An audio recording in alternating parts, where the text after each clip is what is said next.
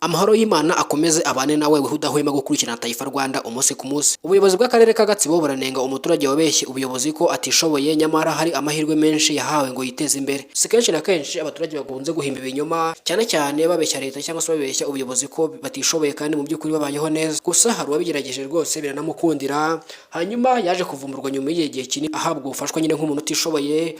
Gusa nyine bamwe mu baturage bamwegereye cyangwa se bamuzi bya hafi baje kumutungira agatoki ubuyobozi, hanyuma bajya gukora igisa n'isuzuma cyangwa se igenzura basanga arishoboye mu buryo bwose bufatika. Gusa yaravumbuwe bisa n'ibitangaza kubera yuko rwose yarabyemereye ko yabeshye leta mu gihe kingana n'amezi 6.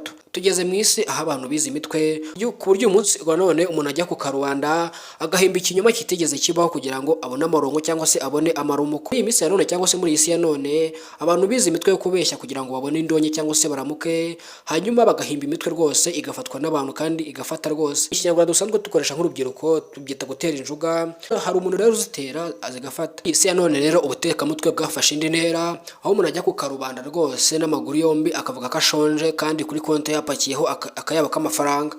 Gusa ntago bihira bose, hari ugerageza rwose agahita afatwa kirikara cyangwa se agafatwa n'igikubita. Ntabwo ari buri wese rero uhimba ikinyoma ngo gifate, cyane yuko rwose aya mahirwe ahira bake. Muri iyi si ya none aho tugeze aho abantu bagira uburyarya budasanzwe, aho umuntu ajya hariya rwose akiriza rwose akavuza induru ko ashonje yenda gupfa, nyamara ku makonti hapakiyeho amafaranga menshi. Uyu muturage rero wabeshye leta yagira ngo abikore kugira ngo yigwizeho umutungo mu buryo bumworoheye cyangwa se mu gihe gito.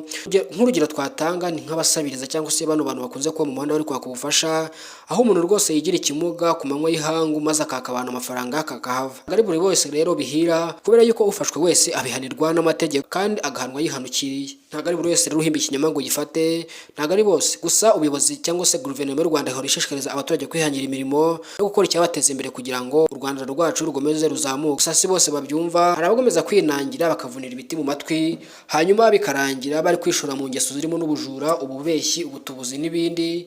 Hanyuma bikarangira bari guhabanya na gahunda za leta cyangwa se bica amategeko.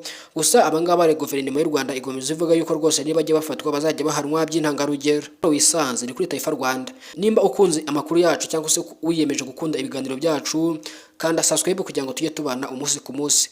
Nge nitwa Elize Taifa, ndabashimiye cyane, Imana ibishimire kandi